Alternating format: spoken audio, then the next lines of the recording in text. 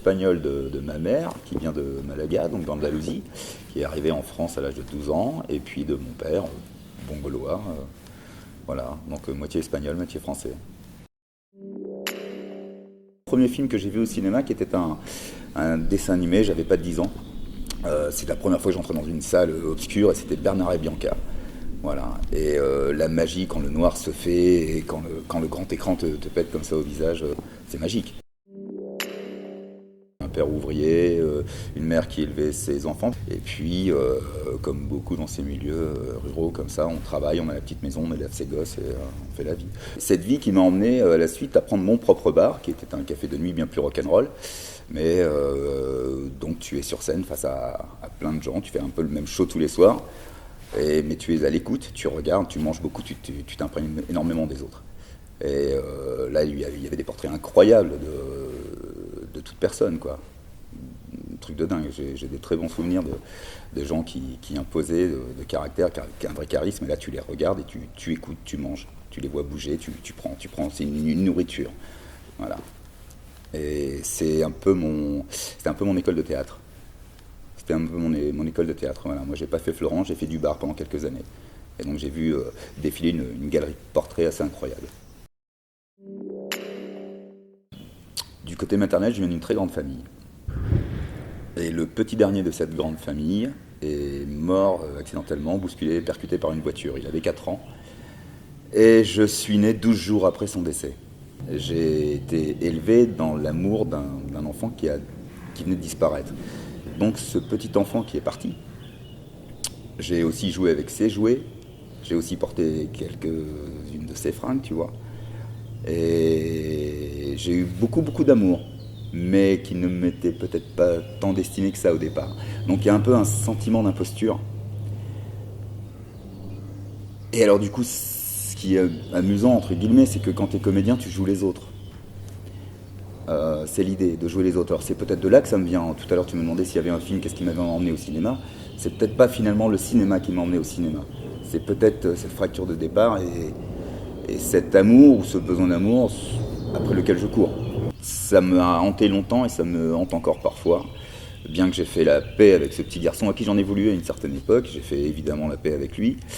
Maintenant ce serait plutôt une source d'inspiration et il pourrait plutôt me porter à aller vers des rôles et à jouer. Quand tu joues, quand tu es à un moment, c'est là maintenant, action, moteur, t'y es. Toi est ce que tu dois être. Tu es incarné pleinement, tu es dans ce moment de vérité. Ouais, c'est un vrai besoin. Puis moi, ça me rappelle que tu es bien vivant, bien là, c'est important. Ça correspond à un besoin, ouais. Le pire souvenir, c'est d'arriver, alors que tu connais ton texte très bien, que tu l'as répété dans le métro, sur tout le voyage, que tu arrives au moment du casting, que tu es dans le couloir, que tu as les mains moites, tu as le palpitant qui est à 120. Mais bon, c'est pas grave, le texte, tu l'as au rasoir. Et tu arrives. tu l'as plus, alors que tu le sais plus, tu le perds par le stress. Stressé, comme si tu jouais ta vie, alors que, on se calme. On est d'abord là pour prendre du plaisir. Non. Mais vivre, c'est une mise en danger. Si tu as décidé de vivre vraiment, c'est une mise en danger de tous les jours. Sinon, c'est de la routine. Sinon, c'est de la résignation. Sinon, c'est de l'ennui. Sinon, t'es mort avant de mourir. Si t'es même peut-être avant de vivre. Ceux qui me font peur, qui m'effraient, pour du coup, c'est une vraie peur, c'est ceux qui s'ennuient, qui s'emmerdent, qui résignent, qui sont constamment victimes et qui... ça m'emmerde, quoi. Mayday, Mayday. C'est apprendre à vivre avec soi, c'est très important, c'est une super rencontre. Hein. C'est une super rencontre d'être avec soi. Souvent, on a peur d'être avec soi-même parce qu'on a peur de s'ennuyer, on a peur de s'emmerder, si on ne s'aime pas assez. Et il y a forcément une époque où il fallait toujours être avec les autres, ou alors il faut toujours être en couple, ou tu dépends, tu vois, d'une femme, parce que tu as l'impression de te construire avec l'autre, d'être la moitié, ou que l'autre c'est ta moitié, mais tout ça c'est des conneries. Tu n'es pas dans l'obligation de l'autre. Ça c'est très court. Ça ne veut pas dire ne pas aimer l'autre, ça veut dire que tu n'es pas dans l'obligation, dans le devoir de l'autre. C'est pas non plus de l'égoïsme, mais tu passes du temps avec toi. Et encore une fois, il faut se chérir, il faut apprendre à se chérir. Donc la solitude, il en faut, oui. Enfin, moi j'en ai besoin. C'est toute ma vie. Les femmes, ça commence de l'enfance à aujourd'hui, les histoires passées, celles qui vont venir. Les femmes, c'est une infinie tendresse, beaucoup d'amour. Les femmes, je suis un passionné des femmes. J'aurais adoré jouer le rôle de Denner dans L'homme qui aimait les femmes.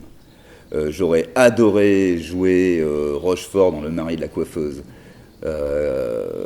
Quand il est môme, si tu te souviens de ce film, quand il est môme et qu'il repose sa tête, la poitrine très opulente de la coiffeuse, et il a l'odeur des sels, il a tous ses sens qui sont en éveil et ça va le suivre toute sa vie. Les femmes, c'est magnifique. Les courbes, les femmes, non, je suis amoureux des femmes tout le temps, tous les jours. Dans la rue, dans le métro, aux terrasses de café, j'en aime qu'une, quand il faut en aimer qu'une, mais je suis amoureux de toutes les femmes. C'est un regard, un sourire, un parfum, une épaule, un mouvement de cheveux. Les femmes, mon Dieu, les femmes. Si je dois être une femme tout de suite, ça serait pas forcément dans la gestuelle des trans, des travestis qui en font des tonnes. Non, ça serait plutôt tout en sensualité et en sensibilité. Un petit mouvement de tête, un regard. Tu vois, plutôt dans l'introversion, il faut aller chercher la beauté du geste presque. Ce qui charme, ce qui peut rendre un homme complètement fou. Ma devise, ça serait ouais, travaille pour réaliser tes rêves, sinon tu vas travailler pour réaliser ceux des autres. On n'a qu'une vie, il faut se réussir, faut pas se louper. On n'a pas un deuxième essai là.